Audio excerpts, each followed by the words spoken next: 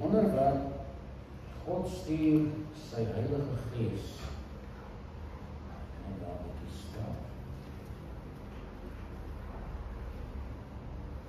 God stuur sy Heilige Gees. Nou, daar baie onkunde oor die Heilige Gees. En baie word gevra, wie is die Heilige Gees? En baie mense het verkeerde begrip van die Heilige Gees.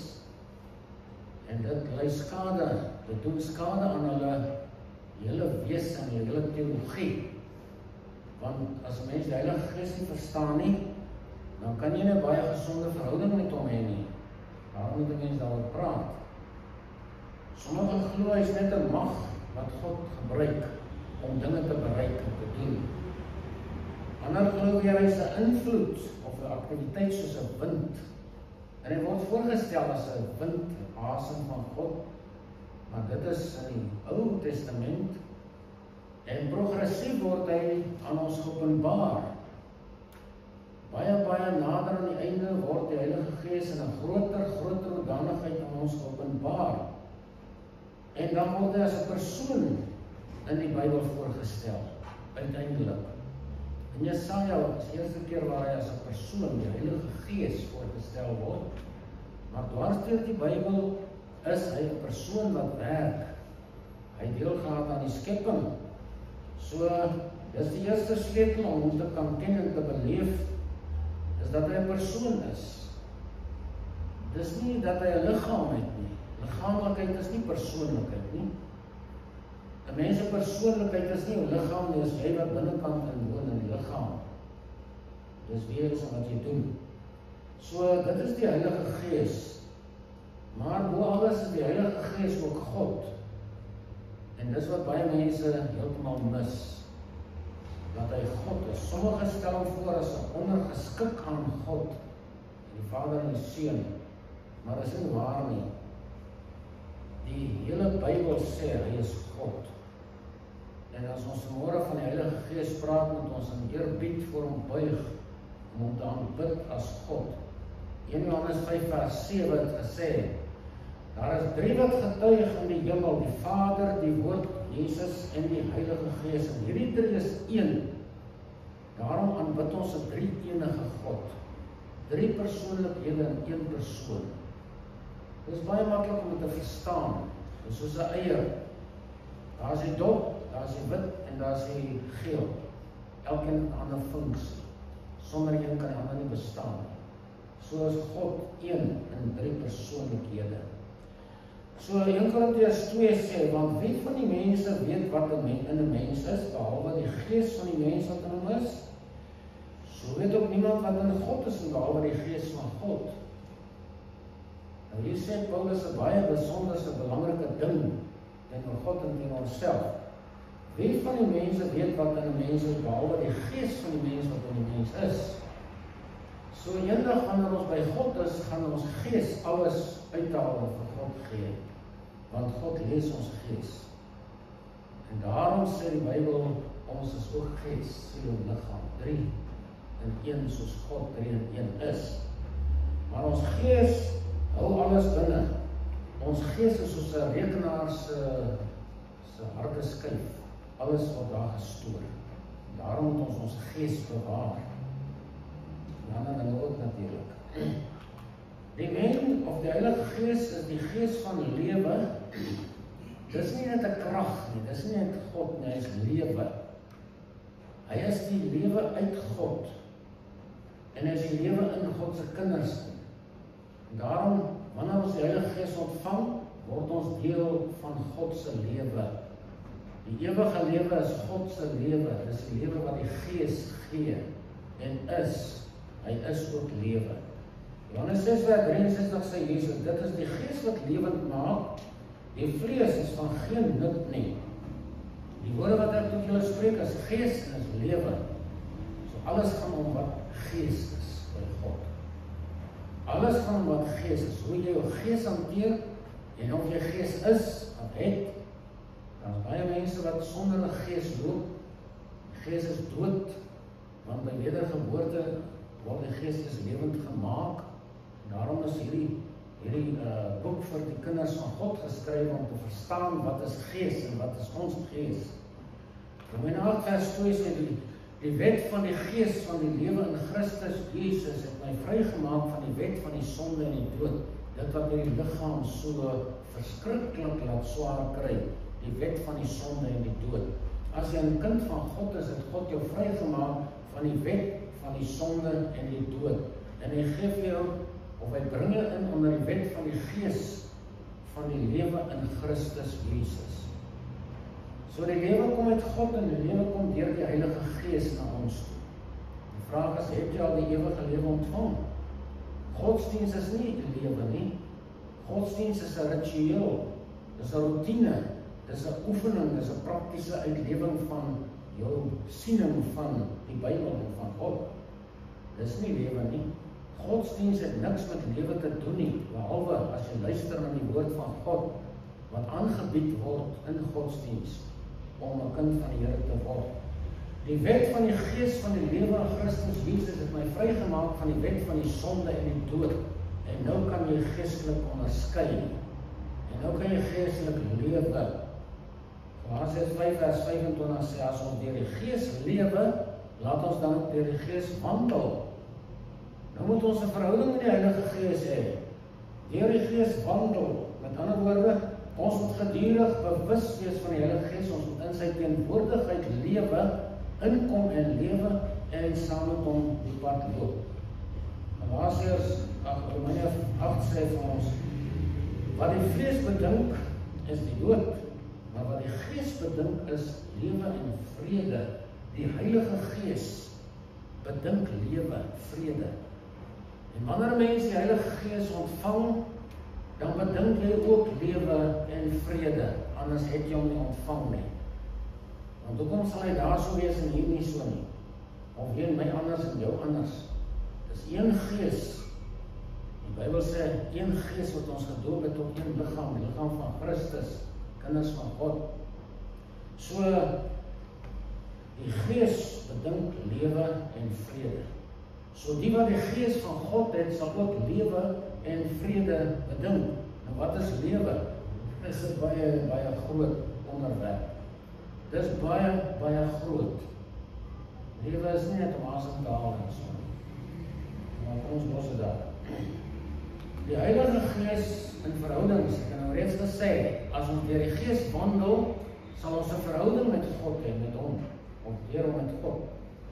1 Korintiërs 12 sê, net soos die liggaam een is en baie lede het, en al die lede van een liggaam, al is hulle baie een liggaam is, so ook Christus, want ons is almal deur een Gees gedoop tot een liggaam, en ons is almal van een Gees deurdronge.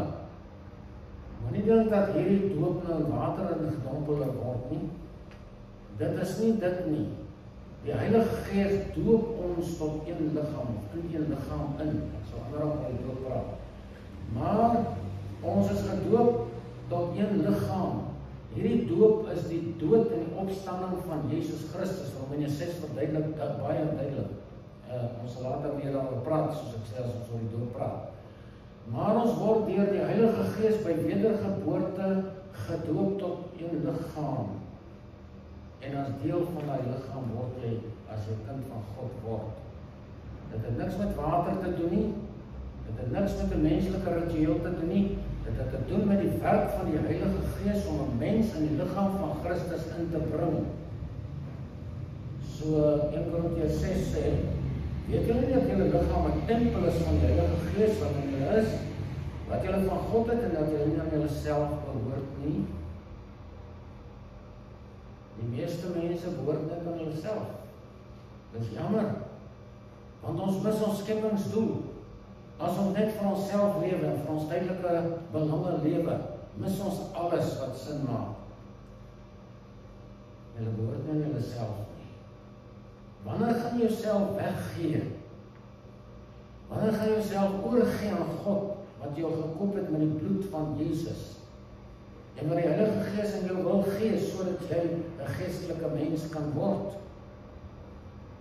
Dit is al te veel dat die kerk vol mense sit wat net vir hulself lewe. Net vir die tydelike lewe wil bestaan. Nou sê Johannes in 1 vers 16, ons het die liefde wat God tot ons het leer ken en geglo. God is liefde, en hy wat in die liefde bly, bly in God in hom.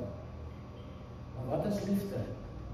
Die grootste onderwerp, seker in die heelal, is liefde, want God is liefde. So, hy sê, as ons in die liefde bly, bly God in ons, en ons in hom. 1 Korintiërs 13 het so 'n bietjie 'n beskrywing van die liefde. Dit bereik alles, glo alles, hoop alles, verdra alles, liefde gaan oor jou, en so gaan hy aan. So as ons daai bestudeer, en as ons die wet van God in die nuwe verbond nakom, waar hy sê, jy moet die Here jou God lief hê met jou hele hart, met jou hele siel, met jou hele verstand, met al jou kragte, dan kom ons by liefde uit. Nie om te sê ek het lief nie, dit beteken niks. Die Bybel sê ons moet nie met ons tong sê ek het lief nie, ons moet met dood, daad en waarheid bewys ek het lief. Liefde oorwin alles. So ons het die liefde wat God tot ons het leer ken en geglo. Dis die mens wat die Heilige Gees ontvang het. So God is liefde en hy wat in die liefde bly, bly in God en God in hom. Hoe bly ons in God? Deur die Heilige Gees wat in ons woon te erken. Dieselfde dominee wat nou so siek is, eerste keer toe kom wat preek en bid hier het hy gesê, ag, die Heilige Gees in mekaar. Ek onthou dit soos vandag. Respekteer die Heilige Gees in 'n ander kind van God. Dan sê hy minder moeilikheid wat hulle hê, jy sal hulle minder kritiseer en oordeel en verwerp met partymal. Ag, die Heilige Gees in mekaar. So wat van die Heilige Gees in ons hier op die aarde? Die eerste ding is, hy kom, soos Johannes 16 vers 7 gesê, wanneer hy kom, sal hy die wêreld oortuig van sonde, geregtigheid en oordeel. Van sonde, omdat hulle my nie geglo het nie. Daar sê hy wil ons oortuig. Hy wil kom en vir jou sê, jy weet nie alles nie, laat ek jou leer, laat ek vir jou sê wat jy moet weet. En my woorde is oortuiging, want dit is waar. Daarom moet ons luister na wat die Heilige Gees sê. Hy oortuig van sonde. Nou ja, ons het gelees, hy sê van sonde omdat hulle my nie glo nie. Dis die eerste fokus van die Heilige Gees om sondaars te bring na Jesus toe. Om vir hulle te sê, jy is verlore. Of mense wat op 'n vals fundament kom en sê, jy is verlore, kom na Jesus toe. Dis die Heilige Gees se werk. Hy oortuig van geregtigheid. Wat is geregtigheid? Hy oortuig ons, daar is een pad hemel toe, dis deur die geregtigheid van God. En hy wil hê ons moet in die geregtigheid opgeneem word, en dit kan ons net doen deur die Heilige Gees. 1 Korintiërs 5 vers 21 sê, God het hom, wat geen sonde geken het, die sonde vir ons gemaak, sodat ons kan word geregtigheid van God in hom. En hy deel deur sy Gees. Wanneer hy kom om ons te oortuig van geregtigheid, is jy in die geregtigheid van God, of leef jou eie geregtigheid, ek dit en ek dat, en ek so, ek is dit, en ek kan nie verander nie, en so meer. Hy oortuig van oordeel. Die oordeel kom, so seker as wat ons lewe. Handelinge 16 vers 37 sê, God het dan na die tye van onkunde oorgesien en verkondig nou aan alle mense oral dat hulle moet bekeer, omdat hy 'n dag bepaal het waarop hy die wêreld in geregtigheid sal oordeel deur 'n man wat hy aangestel het.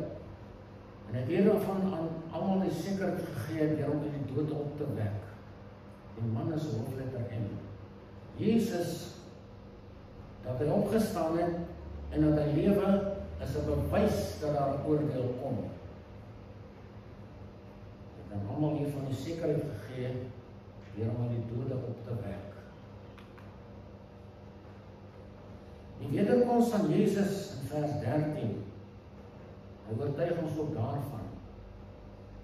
Openbaring 22 vers 17 ook.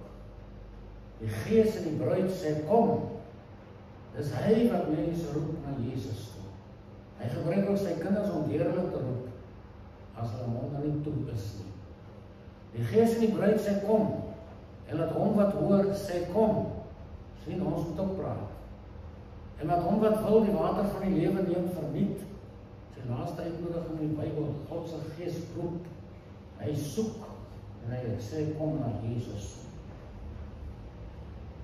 En hier is die teks, die Gees in die bruid sê kom. Hy verheerlik Jesus in ons. As jy 'n vleeslike lewe leef, wat net om jouself gaan, daar is nie tyd vir God nie, dan beteken dit, jy vertrap Here Jesus. Dis harde woorde, maar is waar. Jy vertrap hom. Gaan lees asseblief Hebreërs 10, as jy sien wat gebeur. Johannes 16 sê, wanneer hy kom in die Gees van die waarheid, sal hy julle in die hele waarheid lei, want hy sal nie uit homself spreek nie, maar alles wat hy hoor sal hy spreek en die toekomstige dinge aan julle verkondig. Hy sal my verheerlik, omdat hy dit sal neem uit wat aan my behoort en aan julle verkondig. So dit wat Jesus sê, die Heilige Gees gaan kom om dit wat ek vir julle sê, te herhaal, en vir julle te leer wat ek gesê het, en nog meer, baie meer. So hy verheerlik Jesus, hy is nie meer hier nie, nou moet die Gees van God sê wat hy sou sê as hy hier was. Verstaan nie? So hy vervang die Here Jesus as sy mondstuk hier op aarde, dat ons kan hoor wat Jesus wil sê. So enige ware kind van God sal Jesus verheerlik ook deur die Heilige Gees. As 'n mens se lewe nie draai om die verheerliking van Jesus nie, is jy in die woestyn, 'n geestelike woestyn. Jy sal nie maklik daar uitkom nie, want jy het gekies om daar te bly en daar te wees. Pas op daarvoor dat jy in 'n geestelike woestyn beland.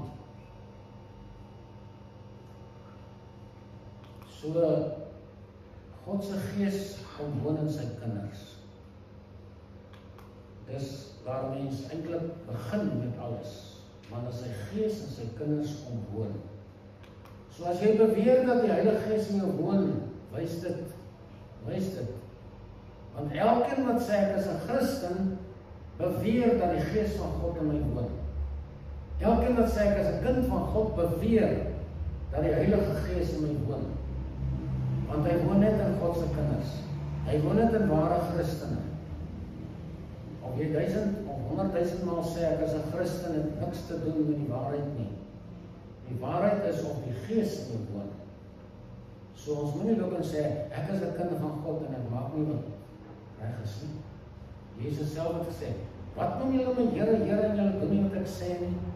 Waaroor loop jy heel gaan praat van God, maar jy doen nie wat God sê nie? Dis nie reg nie.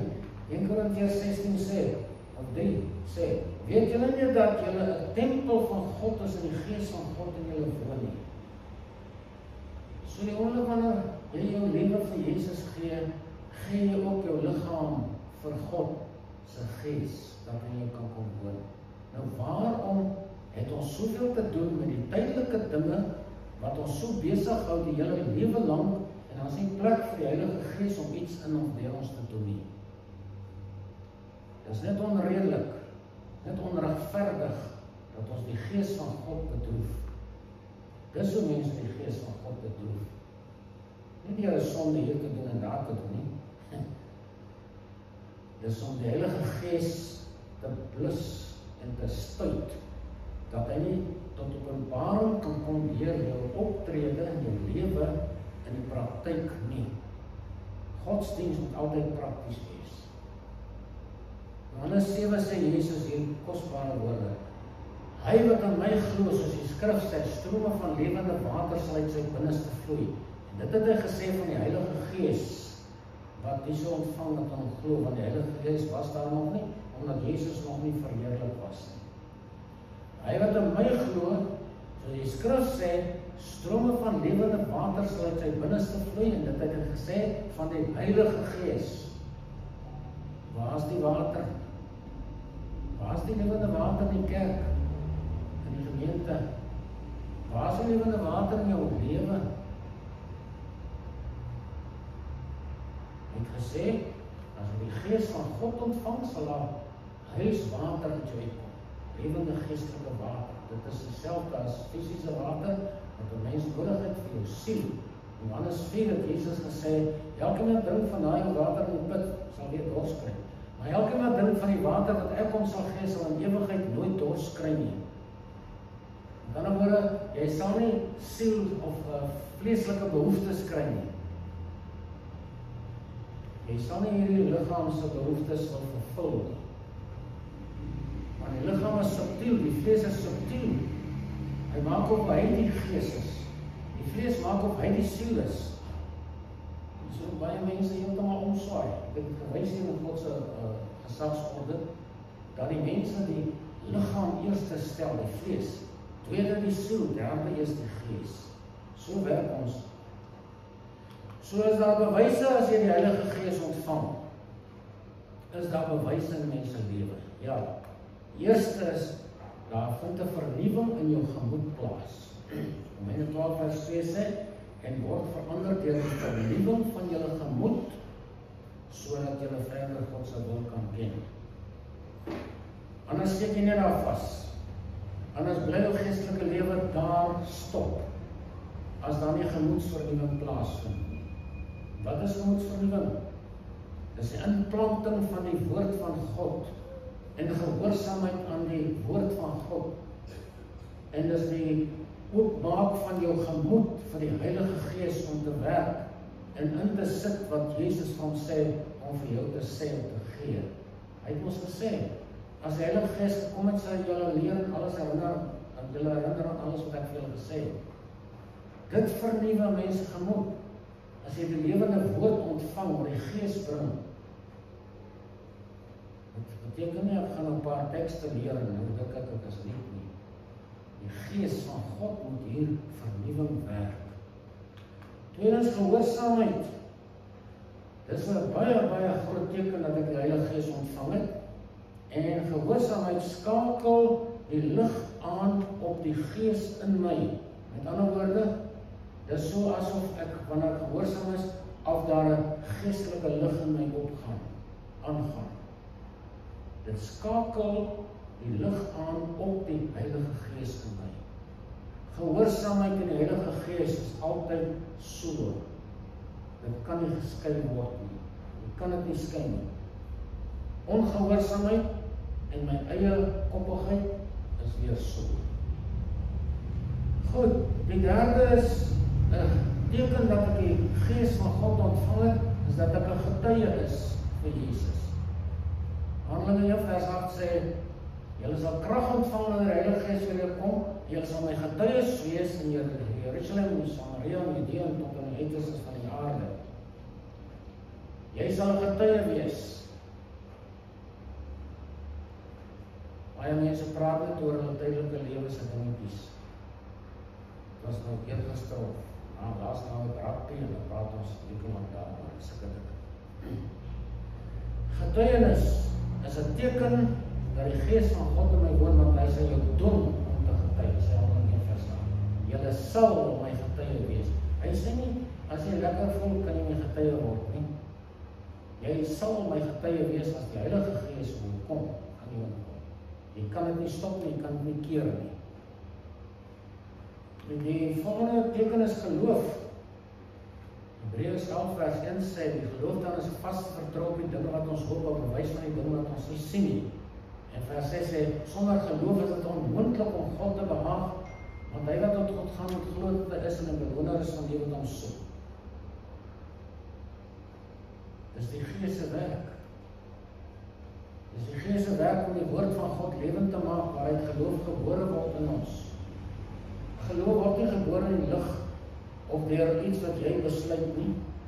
Geloof word gebore uit die woord van God as die Heilige Gees wat in jou kan verlig. Dit word lewendig, dan word dit geloof. Gebed. Gebed voed die lewe van Jesus in my. Jesus wil in ons gestalte verkry. Dis die werk van die Heilige Gees.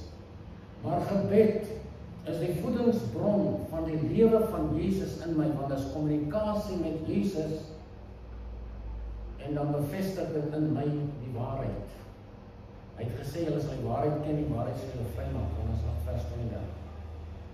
Vers 36 sê, as die Seun julle vrygemaak het, sal julle waarlik vry wees. So 'n gebed. Jesus het ook gesê vir sy disippels, in Johannes 4 ook weer, die Vader soek mense wat hom in gees en in waarheid aanbid. Dis nie tale praat soos ander beweer nie. Hulle beroof hulle self van al die seën van God. Dit het niks daarmee te doen nie. God soek mense wat hom in gees en waarheid aanbid. Wat is dit? In jou gees, hier. Hy sit hier. Daar kom die Heilige Gees en maak kontak met jou. En as jy dan in waarheid na God toe kom, nie met jou eie resepie of lysie van vrae nie, dan begin daar kommunikasie tussen my en God plaasvind. God soek mense wat hom in gees en in waarheid aanbid. Judas herhaal het ook in sy sendbrief. Hy sê ons moet God in gees en waarheid aanbid. En wat is die gees van gebed? Die Bybel sê in Romeine 12 vers 11, wees vurig van gees. Jakobus kom en hy praat oor die genesing in Jakobus 5, dan sê hy, die vurige gebed van regverdigheid groot krag. Die vurige gebed van regverdigheid groot krag. Gebed is vuur, geestelike vuur, as dit reg gedoen word. En dit gaan tot in die hemel, want die Heilige Gees vat dit soontoe. Gebed verander my, dan kan ek ook vrugbaar wees en groei. Net so afsluiting oor gebed, Romeine hoofstuk 8. Hy sê net so kom op die Gees ons swakhede te hulp, want ons weet nie reg wat ons moet bid nie. Maar die Gees self tree vir ons in met onuitspreeklike sigtinge. En hy wat die harte deursoek, weet wat die bedoeling van die Gees is, omdat hy ooreenkomstig die wil van God vir die heiliges intree. Kan jy sien hoe begeer die Heilige Gees dat ons gebede moet sin maak? Dat daar iets moet in wees wat na die troon toe gaan en wat na ons toekoms in die hemel gaan. Want jou gebede gaan na jou toekoms in die hemel. Dit word opgeneem in 'n bak op die altaar van God. En eendag wanneer jy daar kom, sal jy jou gebede sien. Jou gebed hier op aarde is jou toekoms in die hemel. Here sê, maar julle geliefdes, moet julle self opbou in die allerheiligste geloof en in die Heilige Gees bid. Die vraag is net, hoe is jou gebedslewe? Hoekom is daar nie mense wanneer 'n oproep gemaak moet word vir gebed nie? Hoekom word daar nie gebid vir herlewing as daar gevra word bid vir herlewing? Hoekom? Dan kan dit een probleem wees, ek het die Heilige Gees bedroef, of ek het nie die Heilige Gees. 'n Mens vir die Heilige Gees nie het nie wil nie bid. Hy kan ook nie bid. Kan nie. So ondersoek jouself. Ondersoek jouself. Paulus het vir die Korintiërs gesê, ondersoek jouself of jy nog in die geloof is. Baie mense dwaal af van die geloof en alles. Ondersoek jouself. Jy moet dikwels binnekant toe kyk, nie in hierdie hart en hierdie gees in. Dawid sê in Psalm 139, deurgrond my hart, o God, en ken my, toets my, kyk my gedagtes, wys my of ek op 'n verkeerde pad is en lei my terug na die regte pad. Maar as ons vir God toemaak, kan hy niks doen vir ons nie. En as baie mense wie se harte toe is vir God en vir sy Gees, vir die waarheid. Ons moet die werklikheid in die gesig kyk. Ons tyd is kort op hierdie aarde. Ons tyd vir belegging in die hemel is baie, baie kort. So mag die Here ons genade gee, die binne en daar buite, om te leer, om te bid. Om die Heilige Gees van God in ons lewens eerste plek te gee, toe te laat en te gehoorsaam. Amen. Vader, hoe dank ons U vir die Gees wat U gestuur het, om vir ons die lewe te kom inkleer, om sin en betekenis in ons lewens te bring, om vir ons die waarheid te wys, wat is 'n kind van God werklik, en wat is die lewe van 'n kind van God. Help ons, o Vader, as ons dit misverstaan het, as ons dit glad nie gehad het nie om dit te verkry, ten alle koste, sodat Jesus in ons verhoog en verheerlik kan word, en sodat ons lewens op aarde kan sin maak vir die tydjie wat ons nog hier is. Asseblief oor ons in Jesus se naam. Amen.